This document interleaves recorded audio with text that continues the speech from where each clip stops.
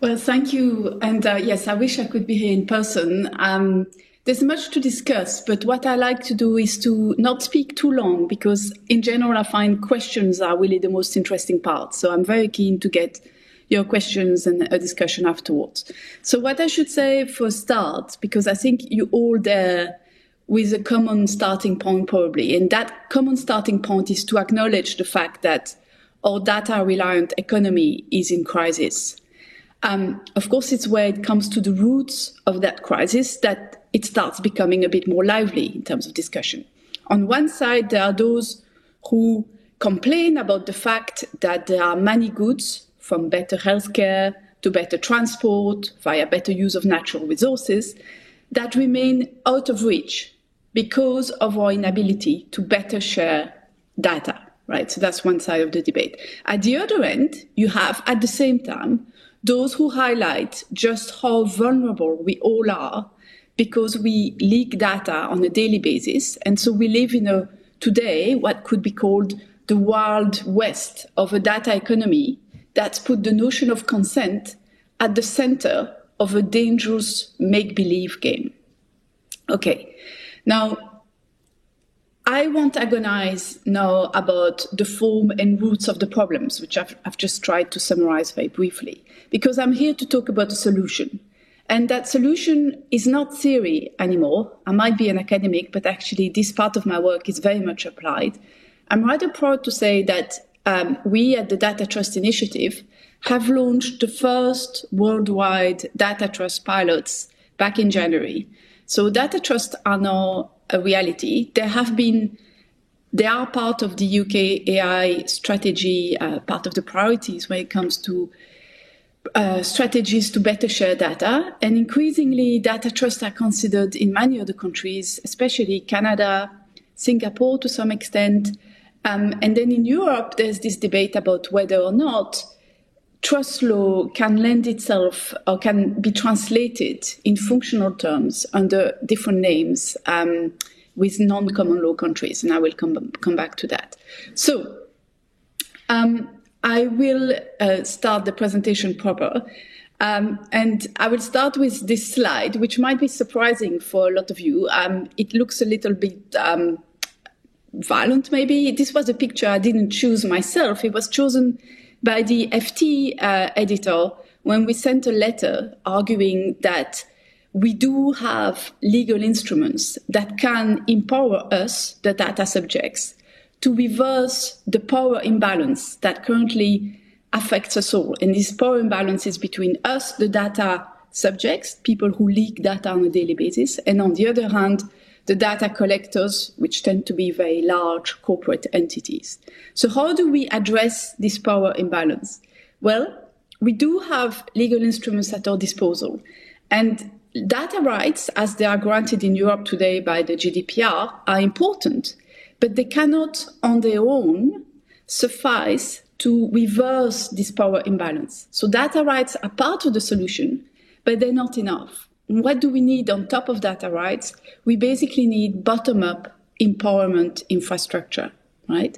So here the key argument is to say we cannot afford to only rely on top-down regulation to address the significant, not just power imbalances, but also basically failings in our data economy. We also need to build bottom-up infrastructure. Now, how do we do that? Well, first, before I argue, I will quickly go into the concrete points, but I want to emphasize this very important political empowerment dimension. And to grasp it, to understand it really well, I think it helps to draw a parallel with a historical precedent that some of you may be aware of, but some of you may not. So in 19th century England, there were such things as basically land societies. And land societies were created because at the time, the right to vote was conditional upon land ownership, right? And so in order to enable more people to vote, what they designed as a system was a system whereby people pooled money to acquire a big piece of land, which they then cut into lots of little parcels, so that instead of having one person having the right to vote, you could have hundreds of people having the right to vote. And in a way, data trust, bottom-up data trust, as I'm talking about them today, are similar in that it's a way for people to pool together, in this case, not money, but in this case, data rights, in order to acquire a voice in a political landscape that otherwise leaves many of us disenfranchised. Okay? Too many communities are left without a voice in the data economy today. So this is a parallel that I wanted to emphasize to really explain the importance of this political empowerment dimension. Now, concretely, data trusts are effectively a remedy to three concrete problems. First one, there's a lack of tools that enable long-term collective action. Yeah, so many of our legal systems are focused on individuals, not on groups. And we need to address that because, of course, data only becomes valuable when it is aggregated. And so the lack of legal tools to empower groups causes problems. And data trust can be one of those tools. So that's one. The other thing that data trust remedy is the fact that data consent today is rarely more than make-believe. Yeah? So we all click away those pop-up windows asking us if we consent to this or that data being collected. Do we really think about it, or are we empowered to make meaningful choices? No. And then the third problem that data trusts seek to remedy is the fact that today it is urgent that we share data more intelligently. Yeah. So there are many goods, from transport to healthcare, etc., that today simply that are not achieved because we don't share data intelligently. So concretely, how do we do that? Well, at the heart of a data trust is the data trustee. And the key point about data trustees is that they have a fiduciary obligation of undivided loyalty towards the beneficiaries of the trust. Now, in this case, that's us, the data subjects. Now, a fiduciary obligation sounds impressive, but if it doesn't come with real teeth, so ways of implementing those fiduciary obligations, it can provide false assurances and in a way do more harm than good. So you'll be glad to hear that reliance on trust, so trust as a legal mechanism, is useful or valuable precisely because each trust is overseen by a court with significant intervention powers. So a data trustee's fiduciary obligations do have teeth. A court can go and remove a data trustee even in the absence of complaints from the beneficiaries, for instance, etc. Now, you might ask, and I often hear this, it's okay, trust law sounds rather complicated. Yeah? Are these fiduciary obligations really necessary? Well, to answer that question, it's useful to think of data trustees as the much needed 21st century profession. So just like progress in the medical sciences gave rise to the medical profession back in the 19th century, today we badly need data trustees as a new 21st century profession. And just like we wouldn't ask whether doctors' fiduciary obligations are really necessary, to ask whether we really need data trustees as a fiduciary intermediary layer between us and data collectors is to miss the point. The point is that it's a value-based choice. Yes, we can and should build other forms of data institutions, so data trusts are just one type of solution. We can also have data co-ops, data commons, etc. And each of these institutions have a role to play, but it's important to note that these contractual or corporate structures like data co-ops cannot give you the level of safeguards that trusts offer. So you will have to choose a structure effectively that's appropriate for your aims and the level of risks you envisage. Okay, now it's time to get concrete. If you do go for data trust, you are faced with several implementation choices, and I will only mention a couple for now. First, the governance of a data trust can be highly participatory or completely hands-off. Yeah. Second, and that's the most important, the data need not be stored centrally. In fact, the data itself does not need to be pulled at all. The data can remain wherever it is, on the servers of Google, Facebook, or others. So in this decentralized scenario, the job of the data trustee is to exercise the data rights on behalf of the beneficiaries and to leverage those rights to obtain, for instance, better terms and conditions, negotiate data sharing deals, etc. Now, I'm very aware of the fact that there are many countries where personal data stores, they can be called various names, but they're effectively personal data repositories, are seen as a great tool in order to break the kind of crisis we are in. Yeah? And personal data stores are one way in which you can allow people to have more control over their data. But on their own, they are not enough either. Why? Because they presuppose too much on the part of each individual. Yeah? So we might all have our personal data stores, that's great, but is it really realistic to expect everybody, and I mean, most people don't even have awareness of the fact that they leak data on a daily basis. How can you expect people to make informed decisions which have long-term implications on sharing of their data that they don't necessarily understand to their full kind of extent? Yeah. And so that's where data trust come in. Data trust can effectively be a layer, a governance layer that sits on top of personal data stores and that provide a level of safeguards, but also a kind of trusted safeguard and a trusted management of those data rights. So just like we wouldn't treat ourselves for medical treatment on our own, we go to a doctor. In some ways, there's an argument saying we also need data trustees as a kind of professional, trusted intermediary that can give us valuable long-term advice that takes into account risks and vulnerabilities when we share data. Okay. Now, here is for a dream scenario. This is a bit provocative for some.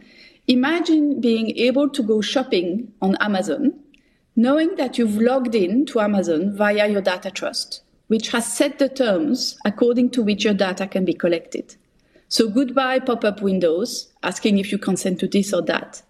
So this is a dream scenario whereby effectively the direction of consent has been reversed. So instead of us being asked if we consent to this, this or that, it's the data trust, which if it's become big enough, let's say there's 1 million people in data trust, they then have leverage to negotiate with even big corporations like Amazon to say, look, from now on, either we tell our people to not shop at Amazon or otherwise, and we pull as much data as possible and give it to an emerging competitor, which would change the game quite a bit, or you are ready to talk to us, and we agree some terms and conditions that govern the collection of data of those people in the data trust. Yeah.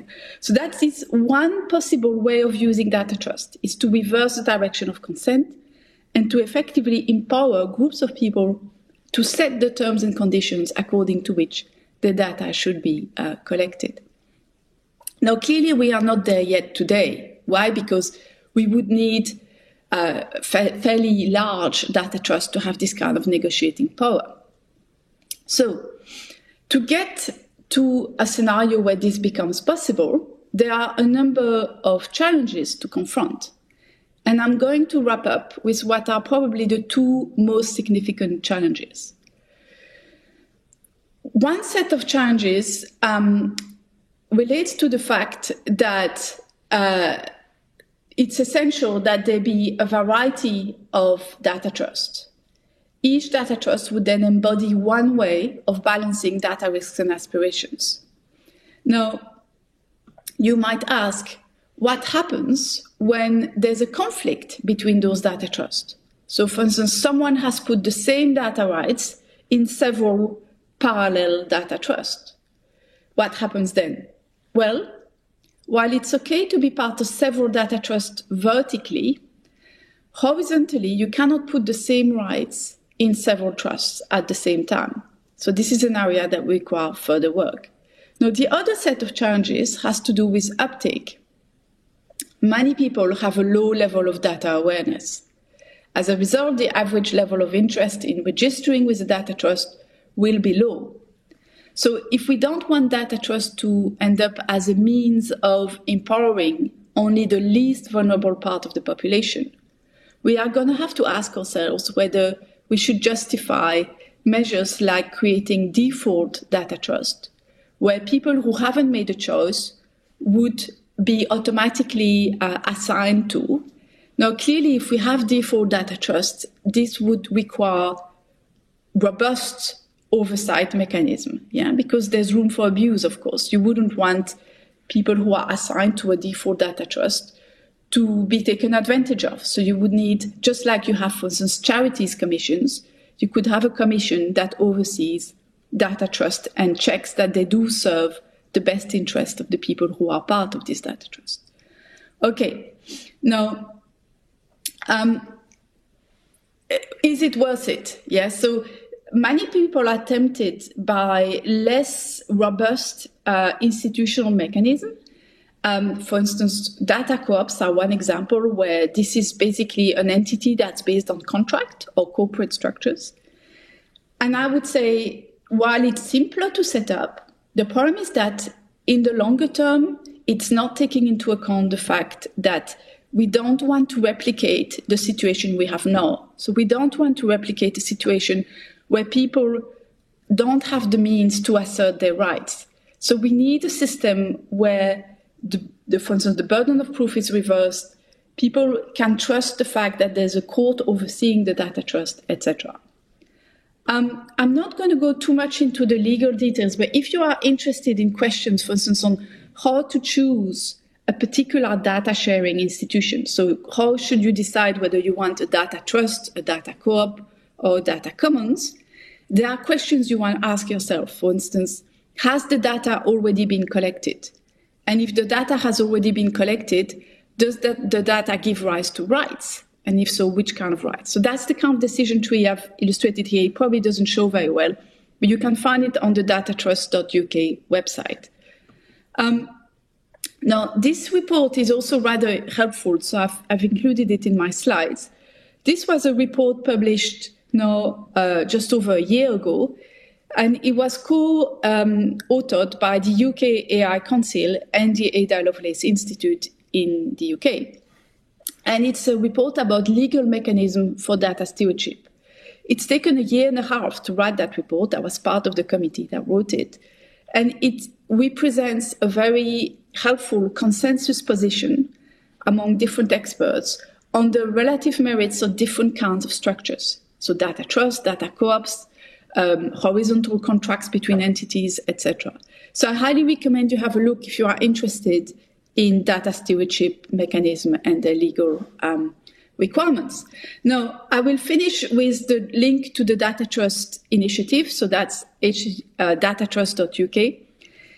I encourage you to have a look because this webpage has details of the 3 live pilots that we are currently supporting through the Data Trust initiative.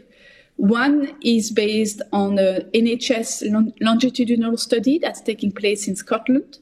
And it's basically offering an alternative to traditional consent to women. So these are women who are about to give birth and whose pregnancy and then whose child will be followed over time. And the idea is to empower both those women and their children to join a data trust that gives them more agency over how their data is used and for what purposes.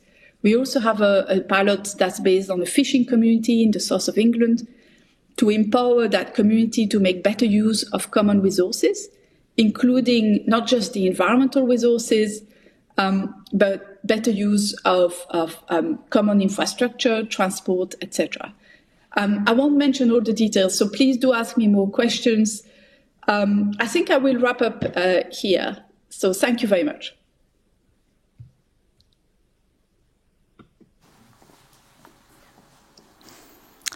Thank you so much, Sylvie. This was very comprehensive as I promised in the beginning, and also very clear in terms of your message. So as you wished, there are quite many questions actually from the audience, and I encourage the audience to ask. There's still time for us, so please post some more questions. And I see there's one question also in the audience, perhaps in the room where we are. So perhaps we'll start from this one, if there's a microphone. Okay, there will be. Please, Tiit. Thank you for interesting presentation. I'm Tiit Tõnal from Estonian Business School. And my question is such, indeed, data trust can help people to avoid sharing such data what they should not share or which are security risks.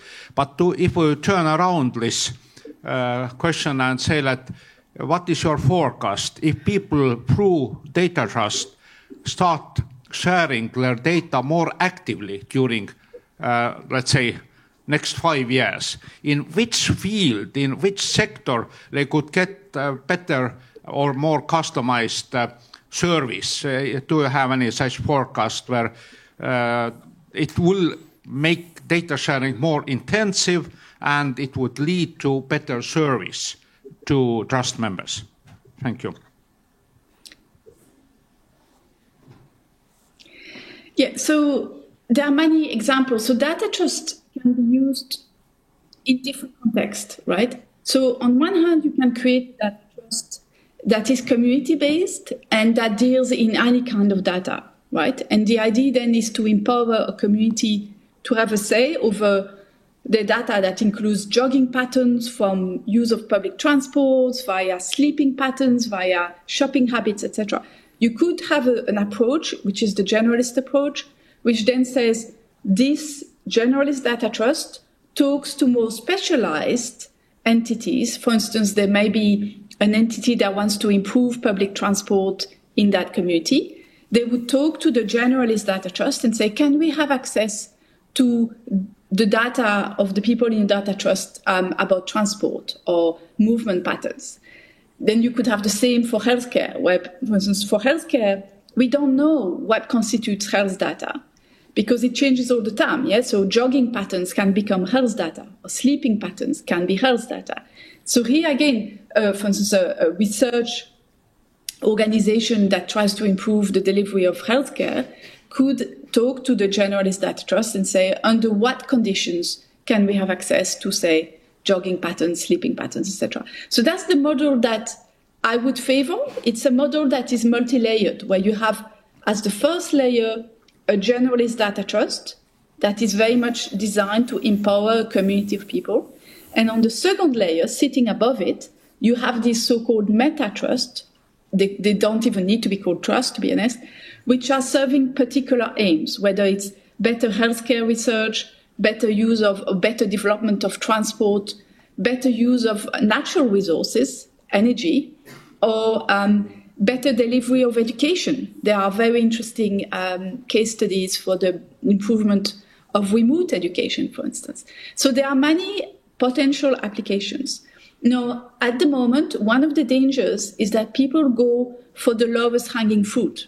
And the lowest hanging fruit, from a short-term perspective, is to say, oh, we can improve, for instance, the way we run transport systems in a city if we were to create such kind of bottom-up infrastructure. That means that people pull together a lot of granular data about their movements and needs on a daily basis so that you could better optimize the transport system. What I worry about is that then you end up with lots of different parallel data trust. So, for instance, there's the transport one, then there's the education one, then one dedicated to improving accommodation, say. And then how do you deal with intersections between them? So this is a potential problem I worry about. But it's further down the line, basically. Mm-hmm. Yeah, well, thank you. May I ask, meanwhile, an ignorant question about what's the form of data that the data trusts are then sharing with stakeholders? it's probably anonymized, right? It's not that someone sees that it is my sleeping pattern, or how do you think it will be? Well, this is the beauty of this, is that you don't need to give one answer to that question. It will be very much done to the expertise and judgment of the data trustee. So here the idea is to say, anonymized versus not anonymized data is increasingly a very questionable distinction, because it's just a matter of degree. How hard is it to basically find out whose data it was? We know that this concept of anonymized versus de-anonymized is not really a binary distinction. It's a matter of degree, really. And so what is important is to acknowledge the fact that considered judgments about the responsible sharing of data is actually something that calls for a degree of expertise that most of us do not have. You need to have a deep understanding of precisely what are the dangers in a certain level of anonymization. Yeah, how robust is that level of anonymization, and is it fit for purpose? And only if you have a professional that stands as an intermediary who can, on an ongoing basis, assess the risks and need for further governance, possibly, then you can actually be reassured that you have someone looking after your interest in the longer term. Because what we call anonymized today may in 10 years not be anonymized data, because we have different types of computing techniques that mean that data that we thought was anonymous is not anymore.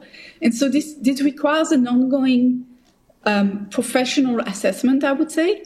And that's why I really strongly believe that, for instance, personal data repositories are valuable, but they cannot constitute a solution on their own. You need this kind of intermediary governance layer to make informed decisions. Yeah, thanks. This was a very needed clarification for me, at least, and probably also to many of our listeners. I'll go down to the questions that have arrived here at the workshop environment. And the one that has got the most of the votes is that are people really interested and motivated to have the active vote and choice in the data economy?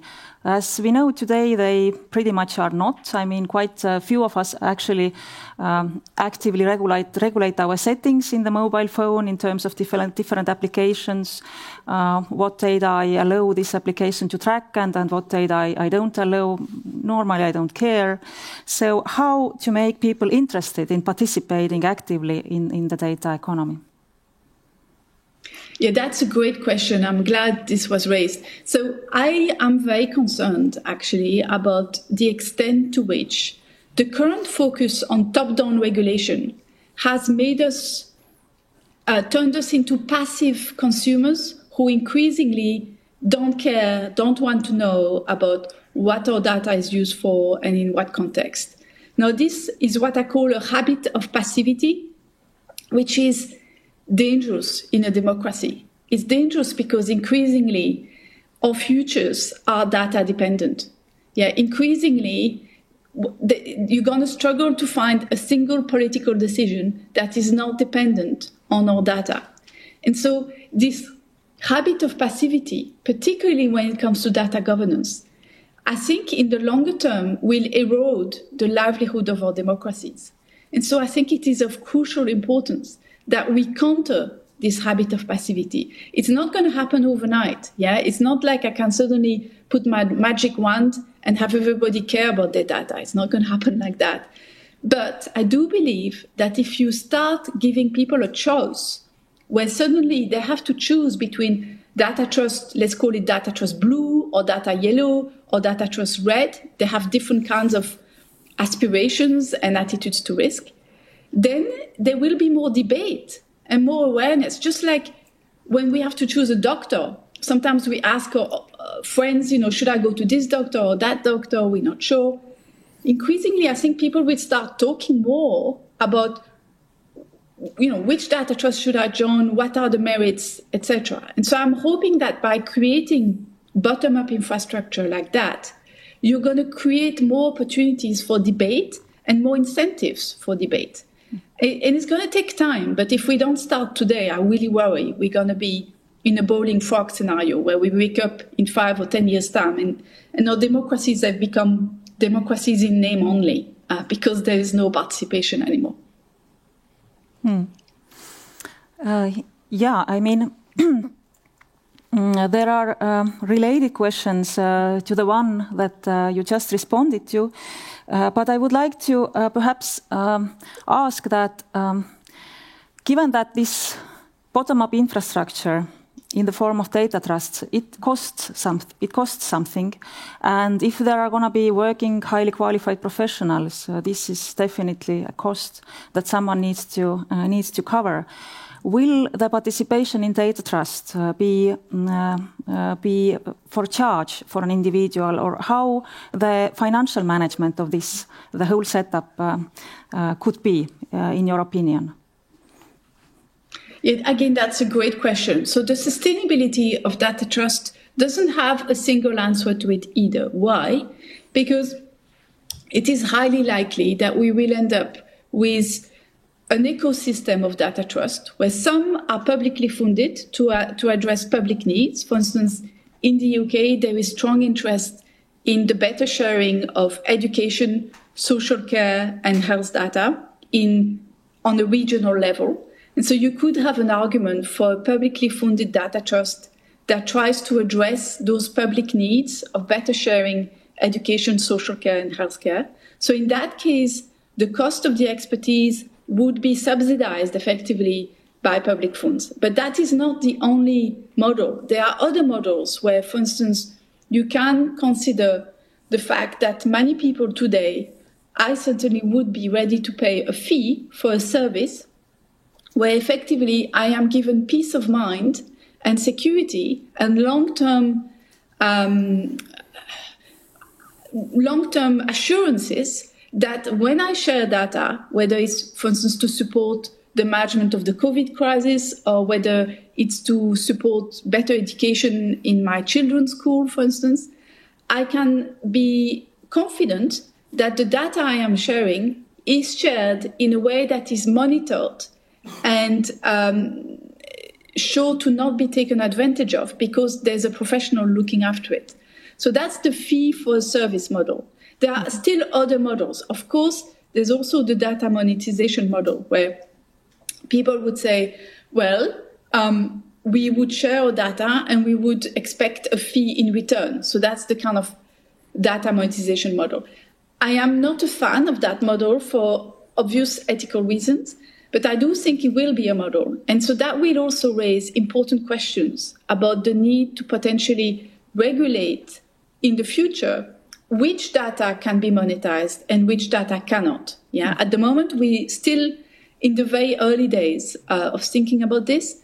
And I do think there are grounds to say that some kinds of data should not be monetized, whereas others can. And that will have to be publicly debated. And I think each country will have to regulate on that in their own time. Thank you. The monetization of data is definitely a very intriguing question for many of us. And in that regard, perhaps the data trusts can be compared to the pension funds, which are also aimed to get the best out of our pension savings, and perhaps then the data trusts, the monetization-oriented data trusts to get monetary value out of our data. But indeed, as you mentioned, this is a very polemic topic. But I would like to come to the second model that you mentioned, that data trust as a model to receive peace of mind for the citizen, to be sure that his or her data is safe. But could you perhaps be a bit more specific about the risks that are there, the dangers? What are these actually? Because in Estonia, the people are very tech-minded and very tech-savvy. So they think that if I share my data very widely with everyone who wants to, so I'm helping to, I'm contributing to database services. So the risks are not really taken noticed, or the people are not aware of the risks. So if you could be a bit more specific of the risks.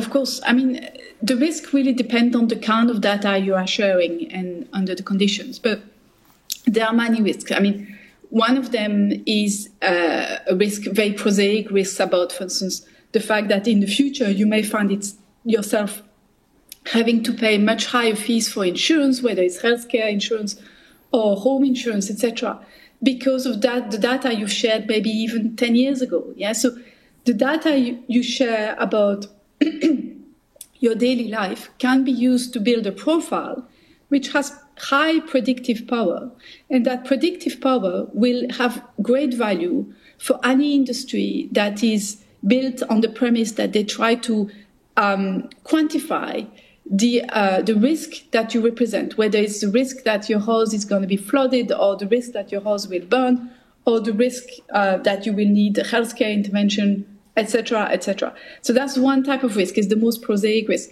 There are more subtle risks that are actually more difficult to grasp, but even more important, I would argue. And these are the risks that are linked to the fact that I think an important part of human nature, of what makes us dignified, is the fact that we can change. Yeah, the person I am today doesn't have to be the person I am in 10 years' time. Yeah, I have not just the freedom, but I have the power to change, to transform myself, to constantly redefine who I am as a person.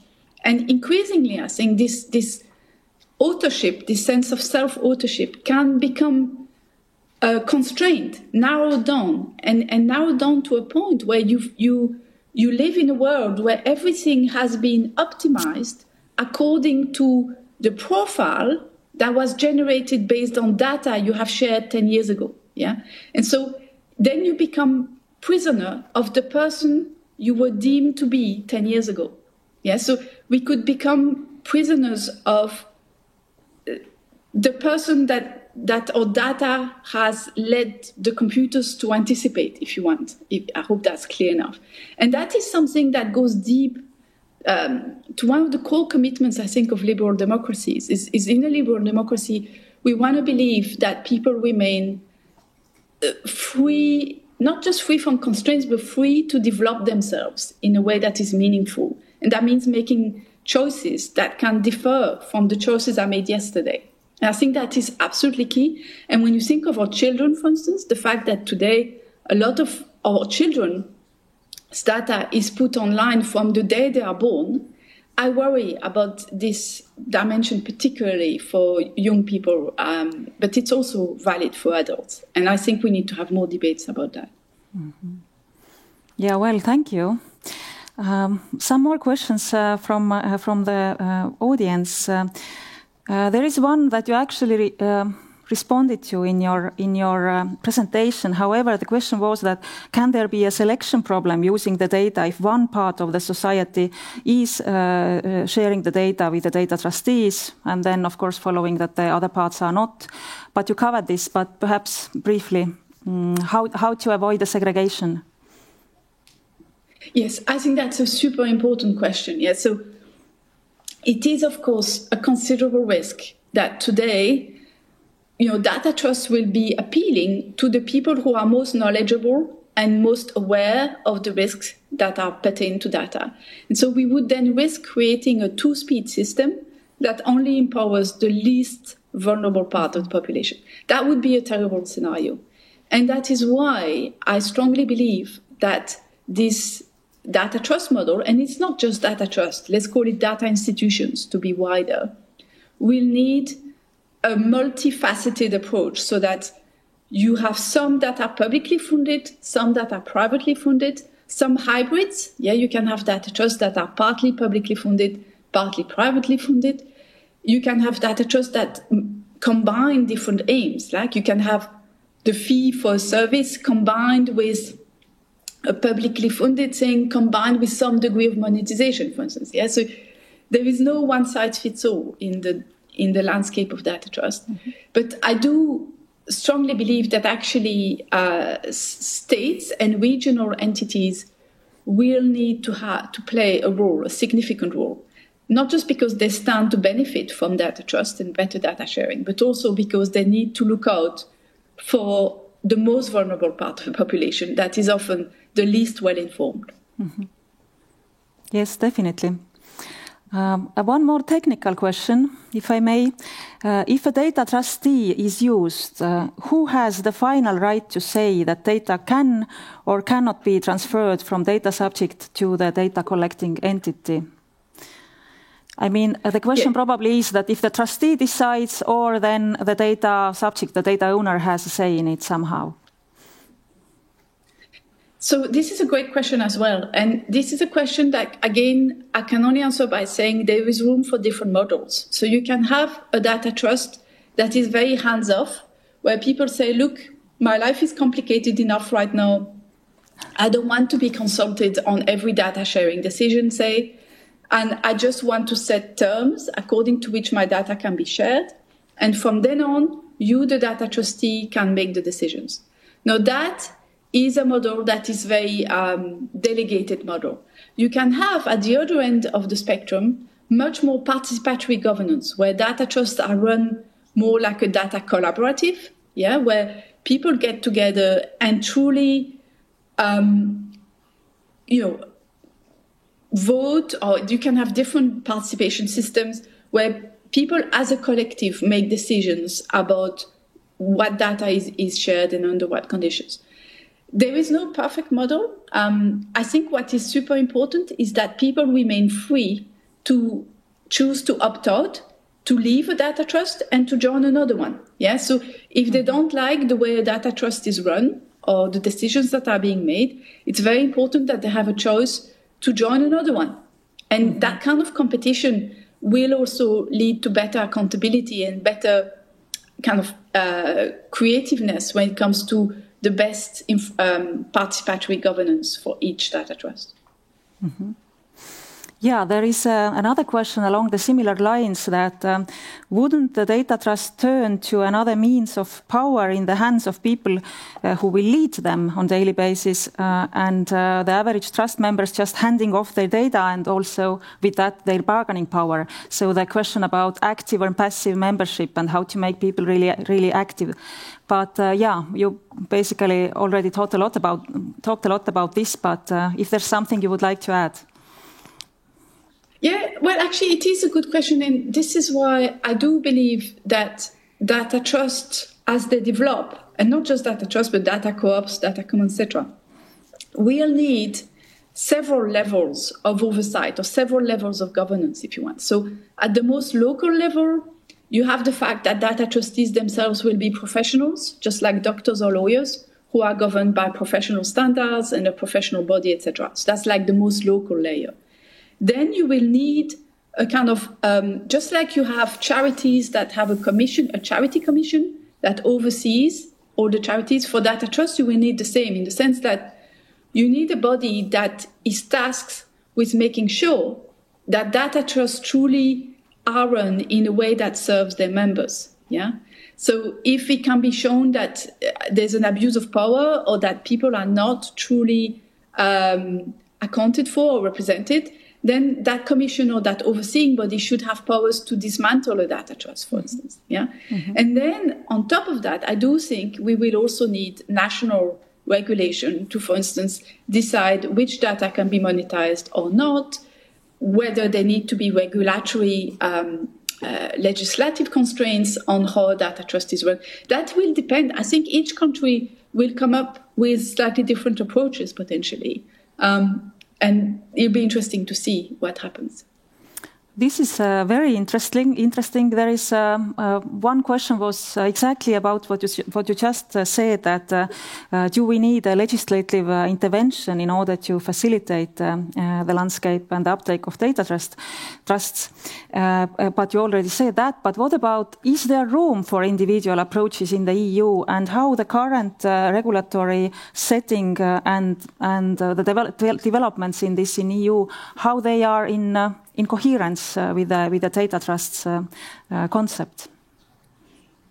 So I'm glad to say I've published a paper with a team of lawyers from the Netherlands to precisely look at, it's called the mandatability of data rights exercise. It sounds very technical, but it's an interesting paper because we look at the way in which within the EU, each country has different private law constructs that will govern how and under what conditions data rights can be mandated to a data trustee or, in general, a data intermediary. Yeah, and so what is fascinating is that while there is room for, there will need to be a kind of European framework that, at the moment, we talk a lot about data intermediaries in the DGA, for instance. Each country, because of the differences in private law frameworks, will have slightly different answers to how, in practice, data rights are mandated to a data intermediary. And here what matters is basically the conditions. Yeah, the conditions need to include contractual obligations.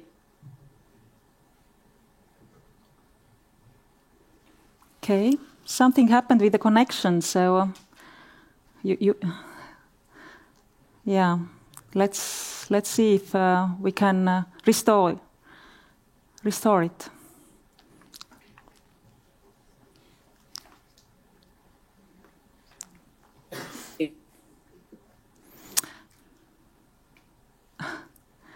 Only a very few words come through, so we didn't hear a couple of the last sentences.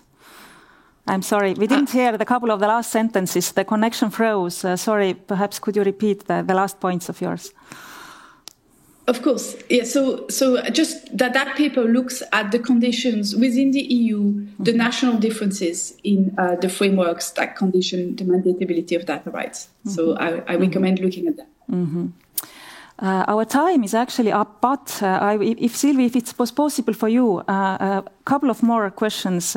If you've got 5 more minutes, just to snap from the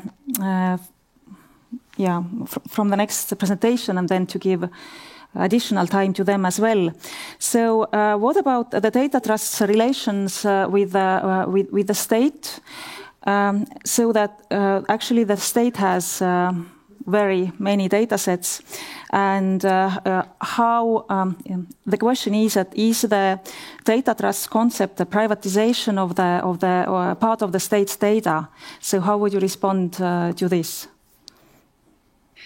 I think here it's important to think in terms of layers. So at the moment we have had initiatives whereby the state collects data without really worrying much about whether it empowers the people whose data it is, right?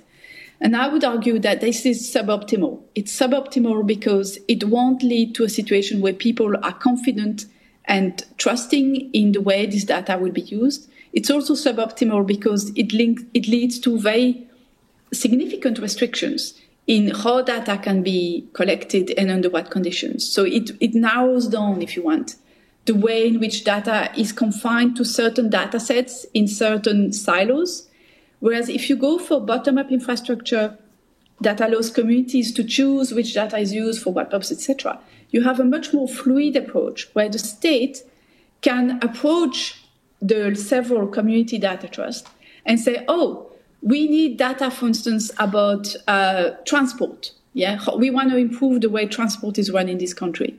We are going to talk to data trust, the community data trust, to negotiate under what terms and conditions we can have access to data relevant to transport, for instance.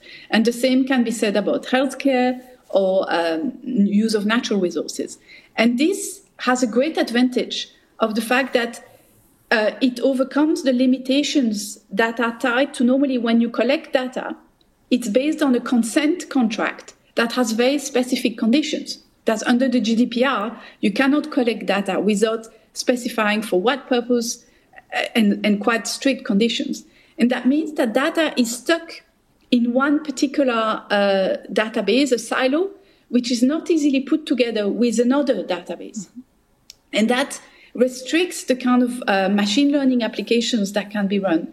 And so it's, in terms of progress, in terms of enabling fancy AI algorithms to produce better solutions, there is a lot to be said for the more fluid approach, where you constantly redefine what data you want without having to be stuck with one data set that's been tied to particular conditions, which means that data set cannot be reused for a different purpose. Yeah, so it's a more dynamic, fluid approach, which I think will lead to better results in terms of what can be achieved with this data.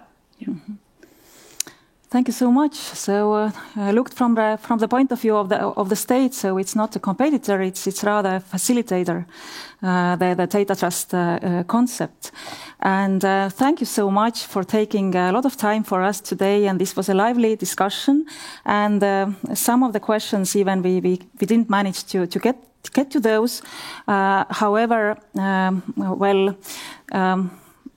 we will be following very closely your next publications and presentations to really keep up with your work, and wish you good luck with that. And again, a unique opportunity for us today to have you virtually here at our conference, explaining such an inspiring concept as the potential landscape of data trust in the EU. Thank you so much, Sylvie, again, and have a great day. Thank you. It was a pleasure.